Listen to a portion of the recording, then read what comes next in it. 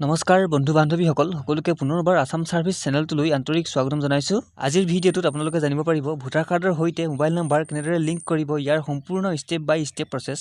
Voter কাৰ্ডৰ সৈতে আপোনাৰ মোবাইল নম্বৰটো লিংক থাকিলে আপুনি অতি সহজতে আপোনাৰ ভোটাৰ কাৰ্ডটো অনলাইন ডাউনলোড কৰি ল'ব পাৰিব। নেশ্যনেল ভোটাৰ সাৰ্ভিসে নতুনকৈ এই যিটো সেৱা মুকলি কৰিছে ইয়াৰ ফলত এতিয়াৰ পৰা যদিহে আপোনাৰ ভোটাৰ কাৰ্ডটো কিবা কাৰণত হেৰাইও যায় তেতিয়াহ'লে চিন্তাৰ কোনো কথা নাই। যদিহে আপোনাৰ মোবাইল নম্বৰটো ভোটাৰ কাৰ্ডটোৰ সৈতে লিংক থাকে তেতিয়া আপুনি অতি সহজতে এই পৰ্টেলটোৰ যোগেদি আপোনাৰ ভোটাৰ কাৰ্ডটো ডাউনলোড কৰি ল'ব পাৰিব। গতিকে কেনেকৈ আপুনি আপোনাৰ ভোটাৰ কাৰ্ডৰ সৈতে মোবাইল নম্বৰটো লিংক কৰিব ইয়াৰ সম্পূৰ্ণ প্ৰচেছটো জানিবলৈ ভিডিঅ'টো শেষলৈকে চাই ল'ব। এতিয়া দুটা প্ৰচেছৰ দ্বাৰা আপুনি আপোনাৰ ভোটাৰ কাৰ্ডৰ সৈতে মোবাইল নম্বৰ লিংক কৰিব পাৰিব। প্ৰথম প্ৰচেছটো হ'ল আপুনি এই পৰ্টেলটোলৈ আহি পৰ্টেলটো হৈছে nvsp.in আৰু এইটো হৈছে নেশ্যনেল ভোটাৰ সাৰ্ভিসৰ অফিচিয়েল ৱেবছাইট।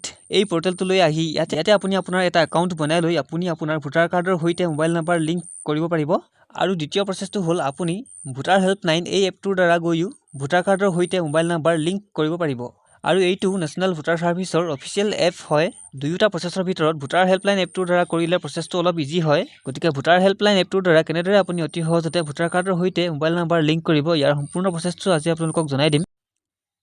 প্ৰথমে আপুনি প্লে ষ্ট'ৰলৈ গৈ ভোটাৰ হেল্পলাইন এপছটো ডাউনলোড কৰি ল'ব, ইনষ্টল কৰি ল'ব। মই ইয়াতে অলৰেডি ইনষ্টল কৰি থৈছোঁ, গতিকে ইয়াতে আপডেট আহি আছে, মই আপডেট দি দিছোঁ। আপোনালোকে ইনষ্টল কৰি ল'ব।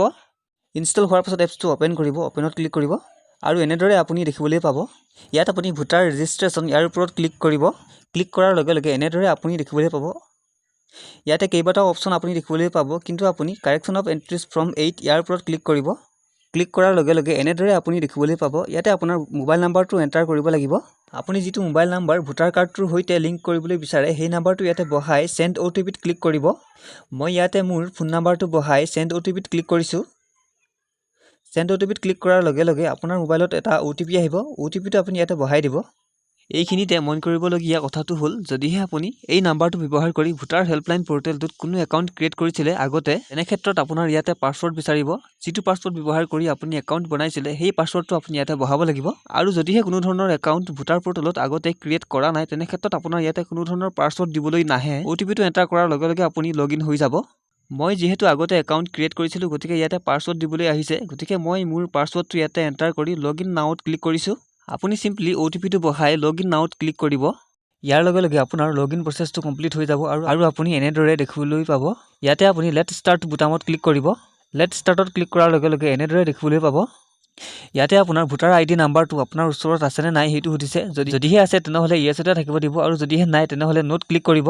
অৰ্থাৎ কিবা কাৰণত যদি আপোনাৰ ভোটাৰ ID কাৰ্ডটো হেৰাই গৈছে আৰু ভোটাৰ ID নাম্বাৰটো আপোনাৰ ওচৰত নাই তেনে ক্ষেত্ৰত আপুনি নোট ক্লিক কৰিব।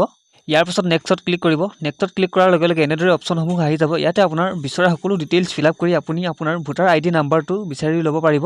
বহুতৰ ক্ষেত্ৰত যিহেতু ভোটাৰ ID নম্বৰটো লগত থাকেই, গতিকে আমি ইয়াতে ইয়েছত ক্লিক কৰি নেক্সটত ক্লিক কৰিছোঁ। এতিয়া ইয়াত আপুনি আপোনাৰ ভোটাৰ ID নম্বৰটো বহাই দিব। ভোটাৰ ID নম্বৰটো আপুনি আপোনাৰ ভোটাৰ ID কাৰ্ডটোৰ ফটোখনৰ বাওঁফালে পাই যাব। ভোটাৰ ID নম্বৰটো বহুৱাৰ পিছত ফেটছ ডিটেইলছত ক্লিক কৰিব। ক্লিক কৰাৰ লগে লগে এনেদৰে এটা মেছেজ আপুনি দেখিবলৈ পাব।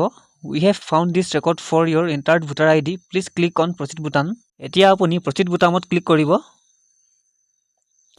প্ৰচিড বুটামত ক্লিক কৰাৰ লগে লগে ভোটাৰ কাৰ্ডৰ সবিশেষ আপুনি এনেদৰে দেখিবলৈ পাব।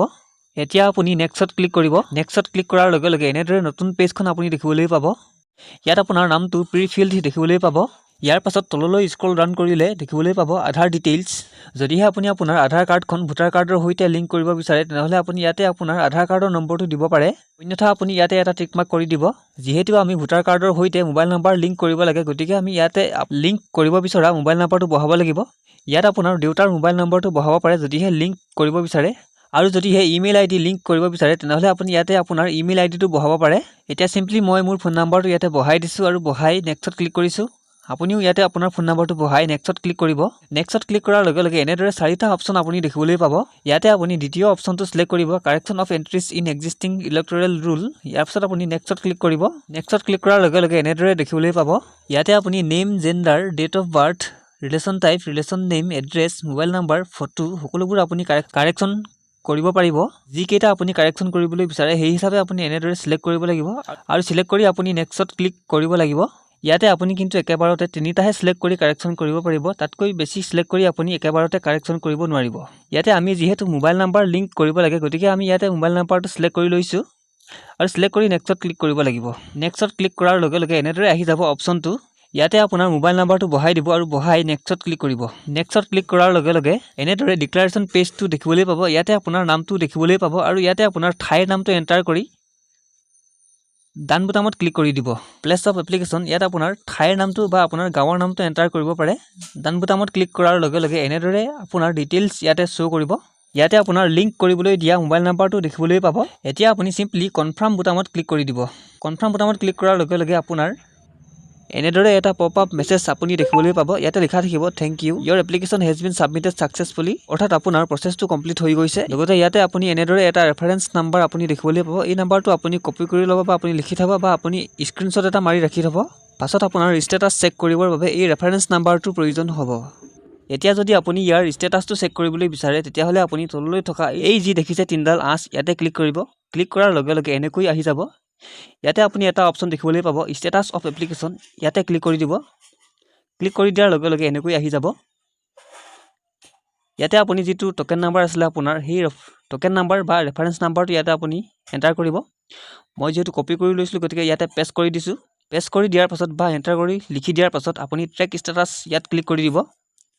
ক্লিক কৰি দিয়াৰ লগে লগে এনেদৰে আপোনাৰ ষ্টেটাছটো চেক কৰিব পাৰিব। এনেদৰে আপোনাৰ ষ্টেটাছটো দেখি যাব। ইয়াতে মই যিহেতু এতিয়া আপুনি এপ্লাই কৰিছোঁ গতিকে ইয়াতে ছাবমিটত ৰাইট চিন দেখিবলৈ পোৱা গৈছে। ইয়াৰ পিছত হ'ব BLO এপইণ্টেড, তাৰপিছত হ'ব ফিল্ড ভেৰিফিকেশ্যন আৰু তাৰপিছত একচেপ্ট যেতিয়া হ'ব তেতিয়া আপোনাৰ ভোটাৰ কাৰ্ডৰ সৈতে মোবাইল নাম্বাৰটো লিংক হৈ যাব। গতিকে আপুনি অলপ দিন ৱেইট কৰিব লাগিব। যেতিয়া এই বাকী তিনিটা ষ্টেপ কমপ্লিট হৈ যাব তেতিয়া আপোনাৰ ভোটাৰ কাৰ্ডৰ সৈতে মোবাইল নাম্বাৰটো লিংক হৈ যাব। এনেদৰে আপুনি অতি সহজতে নিজে ভোটাৰ কাৰ্ডৰ সৈতে মোবাইল নাম্বাৰটো লিংক কৰি ল'ব পাৰিব। গতিকে আজিলৈ ভিডিঅ'টো ইমানেই। ভিডিঅ'টো ভাল লাগিলে অনুগ্ৰহ কৰি লাইক কৰিব, কমেণ্ট কৰিব, শ্বেয়াৰ কৰিব। পুনৰ লগ পাম এটা নতুন ভিডিঅ'ত। আজিলৈ ধন্যবাদ।